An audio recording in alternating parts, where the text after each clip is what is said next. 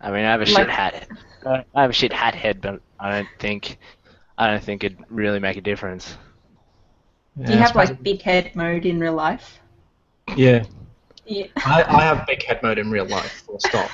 My head's disproportionate to my body, but I'd never noticed that, but I'm sure that now it's going to be all I can notice the next time I see you.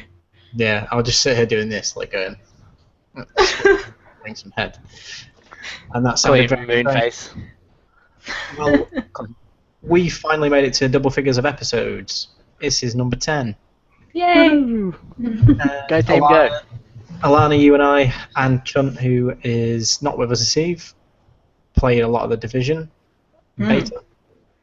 So we got some talking to do about that. Another loot 'em, shoot 'em franchise got an announced sequel, so we'll do a bit of talking about that. Leading into some more VR news from HTC this time, and then a little bit about your XCOM2 experiences. And Oh, that I'm would be a so good, addicted. I want to be playing it right now. well, Like, tough. You're that's here. all I can think of right now. Well, we better hurry up and get you out of here then, hadn't we? Yes, please. So starting, as I said, with the Division. So we played maybe 3 hours of it, I'd say, close to 3 hours as a team, me, you, and Chun. Having Yep. played the closed beta, this was far more fun playing with like a team of people, especially people that I knew. There is matchmaking in the game to an extent, but that's something I want to talk about in a little while. What were your initial thoughts then, jumping in and having some time with it? Yeah, it was way, way better with as a group. Am I really echoey? I don't know. It keeps I flashing back can. to my face. You're not Oh, echoey. weird. Okay, good. Yeah, it was way better playing with people and with people I knew. I played a little bit in the Dark Zone with another group of guys who I didn't know. We just kind of like matched up in the closed beta. But yeah, this was way more fun, and we did one of the new missions, and that was just it was like more exciting, like goal wise and aesthetically wise, and it was fun doing it as a group and kind of like we each had the different abilities and the different role, and that made it really fun. So yeah, I really enjoyed it. Still not convinced that I'd buy it, but I think definitely if Gameplug kept playing more of it as a group, then that would be a long way to convince me to buy it. So, out of all of the different aspects of it, what I noticed something actually that really interested me over the sort of the end of it when I was playing solo in the Dark Zone. The transition between going from the PvE world to the PvP world really interests me because everybody's associating the game with Destiny. It's as far from Destiny as it could actually try to be. It's a very different type of game, but that seamlessness is fantastic. You walk through a door and you're in the PvP area. Have you seen that in anything like this before, or is it the first time you sort of just walk through two different zones like that? Well, I've never really played another game like this. Like, not really. I've played a little bit of Destiny and other stuff like that, so it wasn't something that stood out to me as any different than how it's usually done. But that being said, it made total sense, and if I didn't know that that wasn't how most games did it, I just assumed that that's the obvious way to do it because it made sense, like logically and narratively, and in the sense of the game world. So I really enjoyed that, and I think that yeah, that's kind of one of the things that have got right. And I think that if there are more things like that, more things that kind of they do differently to the genre as it's become, then I think that'll go a long way to like getting a dedicated player base and keeping it. I think that's what's pulled me quite a lot as well. Actually, is the having spent over 300 hours in a game like Destiny, appreciating why people play it, why people grind it, why people go back to it. It took a while to get it find its feet, but it's got that player base. And I think that if the Division launches with enough content, which it's looking like it's going to, it could blow it out of the water. And it's aimed at two different markets. It feels like a very different game, which I'm happy about because I'm happily going to play both. Um, but if that amount of content is there at launch, I think it could absolutely blow it out of the water, and they could have a real franchise on their hands. the more I played it, the more fun I've had. I wasn't convinced like you aren't right now. The story campaign missions, the first mission we played, which was in both the open and closed beta, is a pretty dull affair. Let's be honest, it wasn't anything spectacular. It's just kind of a standard retrieval mission. Yeah, and it's like there wasn't anything that set it apart. Teach you to get through this is how you progress through a dungeon per se. But the second one that we played with the flamers, the cleaners as they're called in the game, was absolutely awesome. And shooting gas tanks and watching them explode, and it didn't get old. Like we were all doing it and just standing and waiting for these people to like explode on screen, and it was absolutely awesome. Touching on the visual aspects of it, so you played a little bit on PC as well as on the Xbox, a little right? bit, yeah. So what's your main notable differences there? It's just on PC. I mean, on Xbox it doesn't look bad, but on PC it just looks way cleaner and crisper. The edges don't have that kind of fuzzy bleeding into one another effect that it does on Xbox. But I mean, that's pretty standard stuff in my experience. That's why I mostly play on PC, because you get that clarity and those kind of crisp graphics. So, I mean, I'm not surprised by the comparison of how it looks on Xbox and PC, but definitely I played it first on Xbox and I was kind of underwhelmed, and then I saw it on PC and I was kind of blown away by how good it actually did look and, yeah, how well things were tied together in it. I have some questions for you guys, because obviously I didn't get to play any of it. First thing is, do you see anything that's going to maybe hinder it when it releases? So obviously this is a small portion of the game. Is there anything that you see is only a minor thing here, but when it goes to the big release, is anything that you think is worrying about what could happen when it's out in the wild?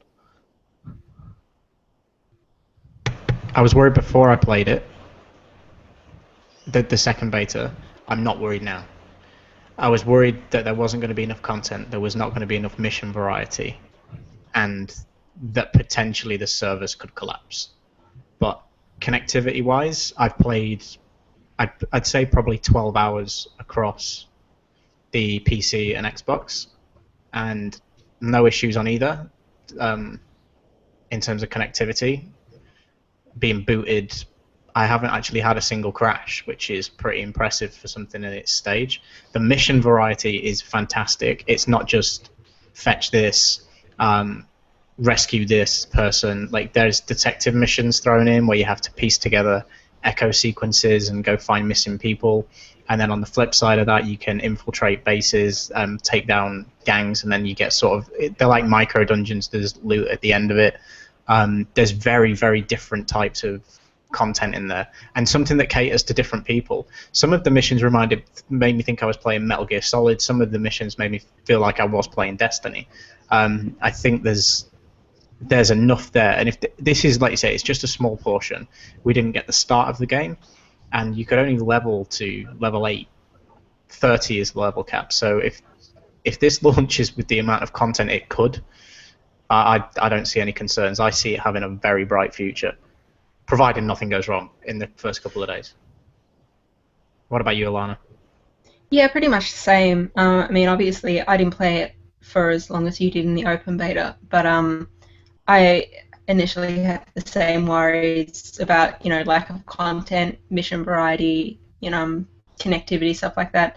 But even, we spent about 3 hours in it, and I still saw a bunch of different mission types that were all like totally different. Like there were fighting ones, and yeah, like you said, detective ones, and then just kind of like those contamination missions. And I thought each of them added a really different thing, and they all kind of told this one part of the story of how, this huge world-changing thing went down. And so I think they're going to appeal to, different audiences and people who like different kinds of challenges in their games. And yeah, I haven't had any problems with connecting or even just with like performance of the game. So I think it's going to have a pretty good launch from what we've seen. And if it does, then yeah, it'll be set. Just one thing to add, the only problem that I have seen was on PC, and it's the fact that the game was still being hacked. it was an issue in the closed beta, and it's still an issue in the open. So people, like, you know, they see floating bodies, like they sort of tricked it that their agent was froze maybe on a ladder, and as you were shooting to take this agent out, you'd never lower their health bar, and then they'd just float away. So like manipulating the servers is still a problem on PC. Obviously, the consoles aren't open enough for anyone to try and do that, but that's what would concern me with the PC release. They need to get that fixed up pretty quick. I mean, I know every PC game's open to being hacked and things, but it'd be nice for the players on there to all be on an even playing field. Well, from memory, even from just the closed to the open beta, they did a lot of work on, you know, those hacking problems, and they kind of plugged a lot of the holes. You couldn't hack the stats. Like, you couldn't change the stats and weapon stats and things like that. That had gone, but then there was this minor issue as well. Sorry, Dan, cut you off mid-question. That's all right. So you guys don't think this is going to be, say, something like a Battlefront, which is like, Battlefront's fun, but you go in for 20 minutes, you have a couple of games, and then you go. You think this is a game more of where you'll spend like a couple of hours in terms of one sitting? Yeah. Oh yeah, you're gonna go in, you maybe do a couple of story missions. Think about it when you said, like, when you were so engrossed in Metal Gear, you could turn it on, you could go do one mission for 20 minutes, but then you could maybe do a chapter that would take you 2 hours.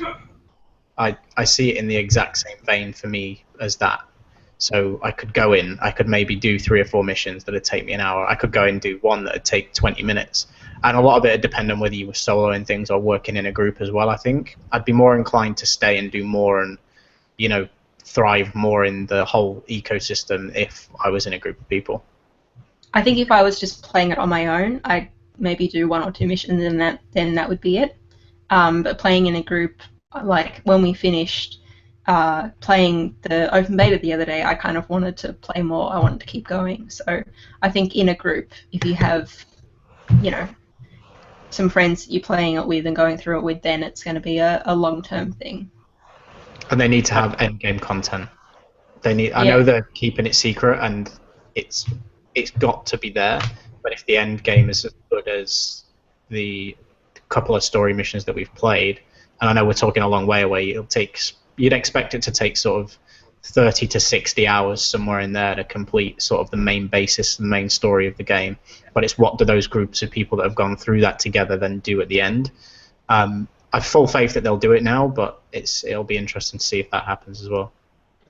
So, as you were going on before, someone like myself, who's very single-player minded, plays single-player games, do you think this game can sell itself to those type of players to be like, hey, you can still come in, you can still play by yourself, but they might learn to work with a group, or they might be able to go through on their own? This is why I told you to install the beta and play it with us. Well, I don't have time, alright? No, in all seriousness, I've played all the story content through on my own, and I've played all the story content through in a group. It's more than playable for someone that's used to just playing on their own. It wouldn't be the best way to play it, in my opinion. And it's strange. It's co-op. It's a co-op experience. It's not a multiplayer experience until you go into the dark zone. But that can just bring all kinds of things up, like the video link I sent you earlier. Imagine being that one lone wanderer just wandering through there, and it's like 3 guys stop and are all aiming down sight at you, and you're like, shit, I'm carrying loot, I need to extract it. And then you take all 3 of them out, and that's the kind of thing where it's got the longevity, I think.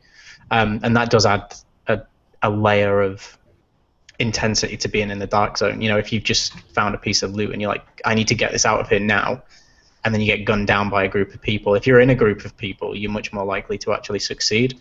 That's where I think its real legs are. That's seriously fun. That's really good fun. And I wish that Alana, Chunt, and I got more. Well, there wasn't many players in there actually when we were playing.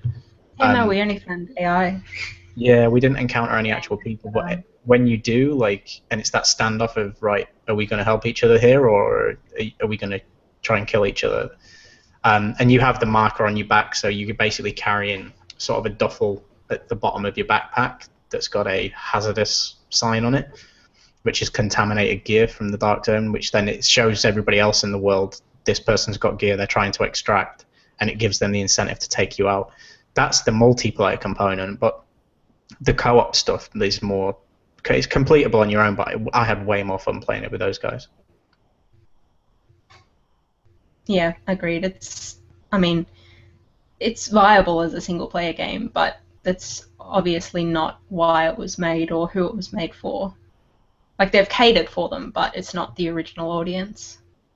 Yeah, it scales as well. As I said to you and Chump when we were playing, the amount of enemies that we encountered in both of those missions had severely increased, and it was because it scaled to knowing that there was 3 of us there, and at the same enemies in the real world as well. Like, we were coming across rioters that were level 4, 5 when we first set out, but if you go back to those same areas and you're a level 8, 9, 8, because that was the cap, they could start appearing at that level. They wouldn't all the time, but they could start it. So that first sort of area that you enter into, if there's people sort of lurking around there trying to loot people and riot, they were then at sort of level 8 to match me. So the scalability is brilliant as well.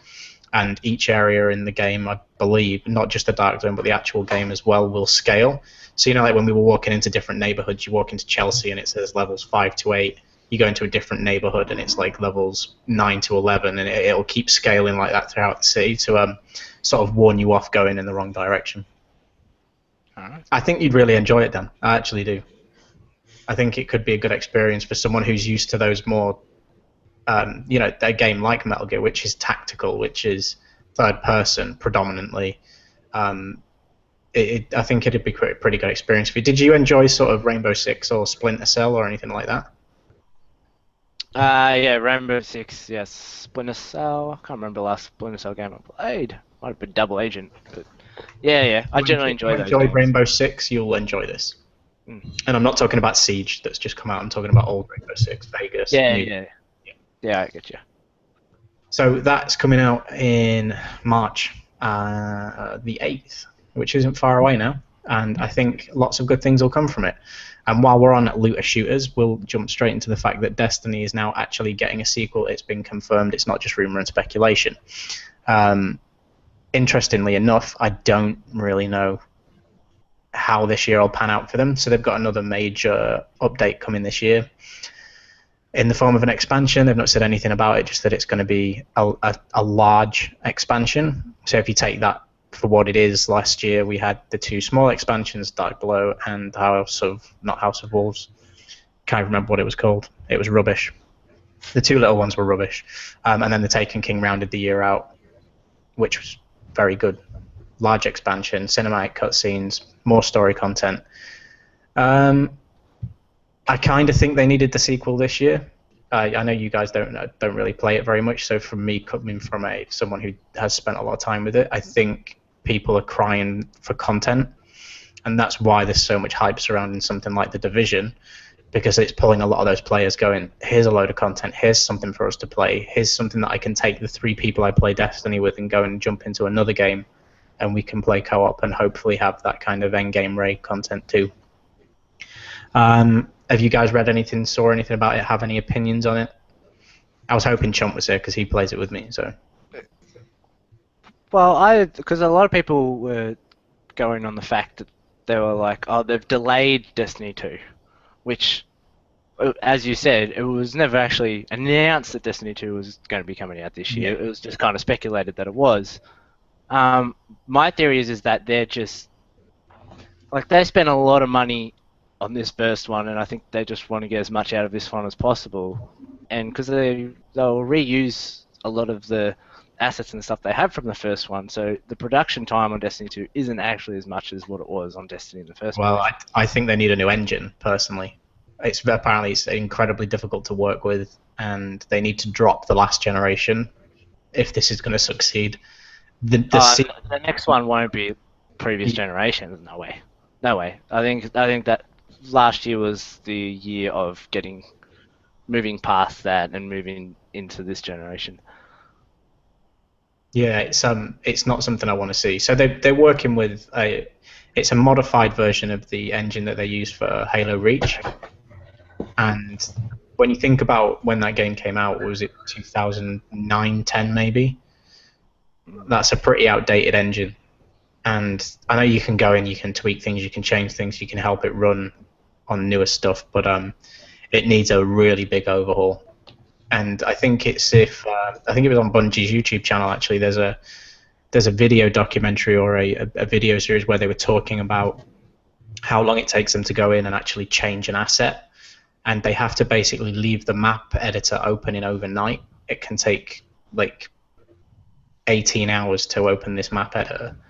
So you're looking at nearly 100 hours just to change an asset. By the time everything's been done, it's been put back together, it's been like pushed back to the map. And how can a studio of that size have an engine with that much technical difficulty? Do you know what I mean? Like, you've got all this money to make this game, sort your goddamn engine out. Like, that would be the first thing I was doing. But it'll be interesting to see anyway. I'm not really bothered at the minute. I fell out of it the last time I played.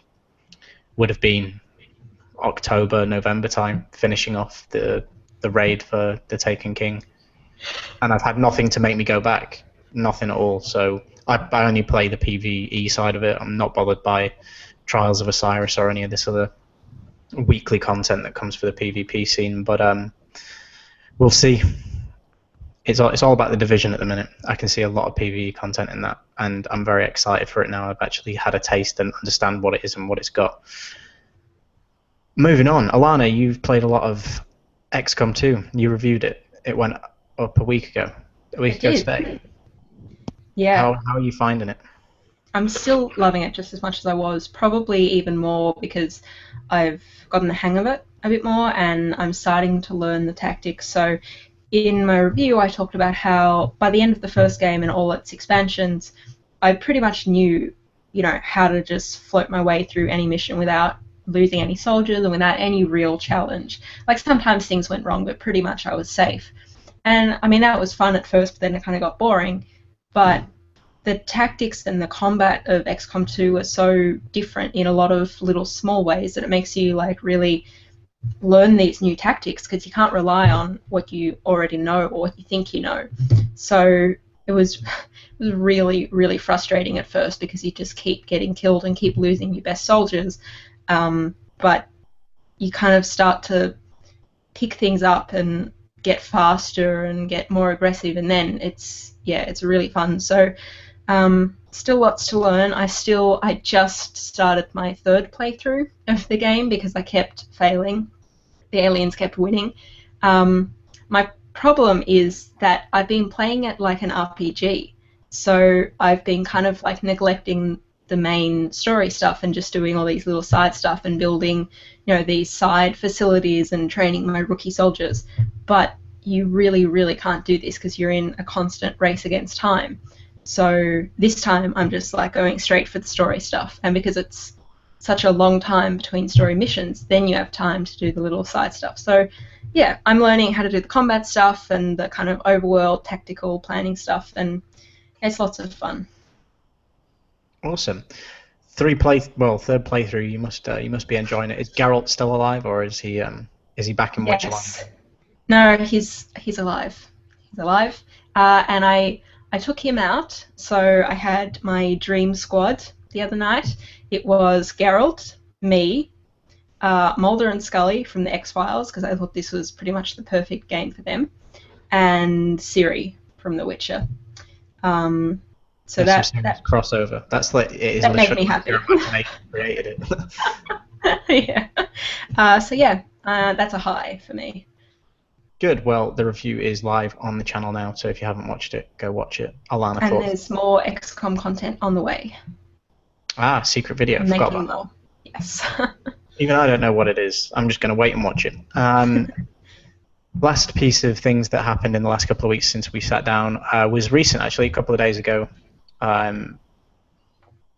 Valve, yep, that's them, finally told us how much the HTC Vive is going to cost. And it's a whopping $200 more than the Oculus Rift. Dan, take some point. Oh my god. Okay, well... No, actually, I'm going to let you go first, Jamie. I'll let you go first. As someone that has bought an Oculus, and now here's about the Vive, I'll let you go first. It was always coming. It ships with more hardware, and as we were talking about the Oculus, like initially you kind of go, "That's too much money. This is going to be a commercial failure." It's not a commercial product yet. It's not viable that this is going to be in everyone's homes. We want it to be in everyone's homes, and the industry's pushing to try and get it in as many homes as possible. But the cost of the components, etc., yeah, we've talked all about it before. This thing ships not just with the headset, but it ships with the Magic controllers, whatever the hell they've called theirs. Basically, PlayStation Move controllers without the balls on them, and 2 light boxes, which map out the grid of the space that you're in, to allow for sort of fully augmented virtual reality. You can walk around a space. You can paint in the space with certain games, and it just gives that situational awareness to what's happening. Whereas the Oculus is going to have that, but it's coming at a later date. Now, there's no way that those controllers and maybe an extra camera, because sensor, one extra sensor and the set of controllers is easy going to set you back $200 easily. So you're looking at parity in terms of price. It wasn't a shock to me. I expected it to be more expensive because they're shipping with more things. The games that they're shipping with are average. I mean, Job Simulator and something else that's weird. Like, at least with the Oculus, you get an Eve Valkyrie and a platformer. I mean, the platformer is likely to be terrible, but Eve Valkyrie's got absolutely rave reviews from everybody that's seen it and played it. And it's also coming with PlayStation VR as well, so that's another testament to that this game's been built from the ground up for VR, and it should be an absolutely fantastic experience. So yeah, not a surprise for me. Any other opinions on it? No, I mean, I'm excited for the room overlay thing that you get, and for the controllers. But yeah, I'm excited to test them out. But honestly, I think if I was going to invest in VR now, it would be the Vive. But I'm still not convinced. I will eventually, just not right now. Yeah, it is still largely inaccessible. And as I said to you when it happened, the reason that I went with Oculus was the fact that it's compatible with my Xbox. I play predominantly on Xbox. It's going to have support for it, so that's logical to me. Not logical enough to build an entire computer for it, but now I'm playing things like The Division in actual fidelity. I'm starting to slowly turn to the dark side, which is all Alana's fault. But I'm not even sorry. Sorry for another time. Yeah, so to me, the Vive, I think there's more potential in the Vive, just with what it's saying, how it does map the room that you're in, and you can actually move around the space. Which, as long as the wires that ship with it will let you. Well, the other issue is like, I don't know about you guys, but it's like, who has that space? Like, there's only a certain few people that have that space, unless they're going to set it up in their lounge rooms or something like that, where they have enough space to literally walk around and interact with that stuff. But as I said to you guys on the chat during the week, when we saw that, I said, like, right now, Sony and PlayStation are either really pissing themselves or they're incredibly happy, because they're either looking at these VR headsets and going, oh no, ours is priced roughly the same and it's not as good a hardware, or they're looking at it and going, wow, ours is going to be easily cheaper than these and more accessible just by the fact that you'll essentially be able to just plug in and play. And I don't know when we're going to hear about that price. I hope it's before E3, but it might probably be at E3. But I think the Vive has the most potential. Yeah, I like what they're doing with the different technologies, and like you said, the room mapping and things like that. It's just that will become standard. But my concern with it comes exactly as you just said. Who is that viable for? Like, who's got that kind of room? Mind you, I suppose if you've got that kind of money to burn, you've probably got that kind of, space to use your equipment in. But right now, I don't think it's there. I don't think that kind of an experience is ready. And if it is, it'll be for it'll be for an experience. It'll be somewhere where you go to a place that has like a big box that you go into, and the room's mapped out, and you play in virtual reality, much like the demo stations have all been set up, rather than something that you could maybe sit on your head at home. It's something that they'd said about Oculus being the fact that, look, the experiences that are currently coming to completion of development and the experiences that were first made in mind can be played stationary. So I can be sat here, I can be sat with it on my head, have a controller in hand, because the industry standard controller is still the input that so many developers have been building with. They've not been building experiences with these Move controllers for long enough for it to even be, worthwhile, so to speak. You're not going to get a AAA experience on one of those, or even a really good indie experience on one of those for 3, 4, 5 years to come yet. We're still going to be using a standard industry controller, be it a DualShock or an Xbox controller, a Steam controller. Well, Steam's not really standard, it's odd. But sitting with a controller in hand is still going to be the way we play, even in the first sort of iteration of virtual reality. But yeah, there's a lot more to come from it this year. Like you said, I'm very excited to see what PlayStation do.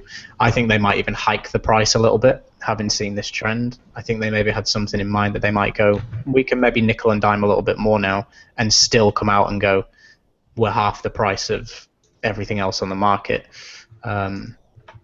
It's an interesting space, and I think E3, as you said, is the one to watch, because they have said that it's no longer a first half of the year launch anymore. They're pushing it to the second half of the year. Yeah.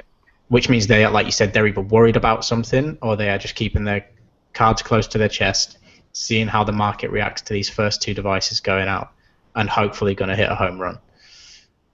But we'll see. We'll see what happens. And concluding of the topics. So Dan, what have you actually been playing in terms of video games? We've played The Division. What have you played?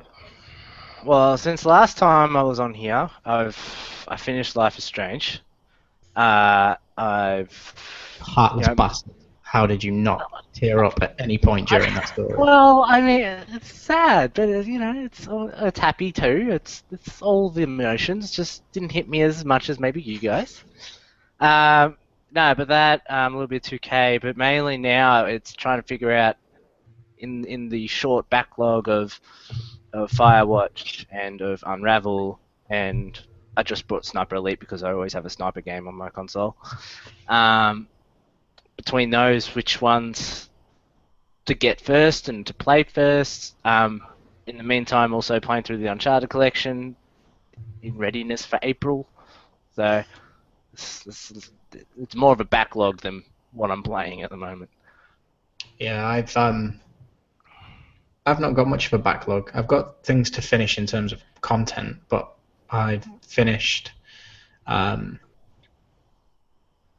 We've done this since I finished Life is Strange, because we've talked about it. I finished Firewatch. I finished That Dragon Cancer. I've played far too much of The Division. I played a lot of Halo actually since we last did a podcast. I was really getting into the actual arena side of that, which was pretty good, taking me back to being sort of a 17, 18-year-old playing old Halo. I was getting a real feel for that. And yeah, I likewise just played the usual time killers, FIFAs, Call of Duties of the world. But I'm really keen to sink into something, and I think that will be The Division. Far Cry Primal came out today. The more I see of that, the more I'm thinking that could be something to pass maybe 3 or 4 nights worth of play. It looks interesting too, but I'm undecided. Alana, have you played anything other than XCOM and The Division? Nothing. Still can't commit. Nothing. After your addiction to XCOM and your obliteration of Life is Strange. Yeah, there are a few games that are kind of, it's like a reverse backlog. A few games that are like waiting that I want to get and play, like Firewatch, and I'm keen for Hitman when that comes out. But yeah, at the moment there's nothing that I want to play enough that can drag me away from XCOM. So yeah, it's just XCOM. I want to play. Well, I don't want to, but I want to watch Alana play Layers of Fear, because we were going to make her play Until Dawn over whatever weekend you were here, Dan, and we didn't. But I genuinely want to watch Alana play Layers of Fear and laugh. Just, As long as I have alcohol, as long as I can like That can be bolster arranged. myself up. That can be Yeah. that won't change the fact that we're going to record it and play it back to you. Make you feel Yeah, really uncomfortable. That's fair. That's fair. Awesome. Well, that'll wrap us, guys.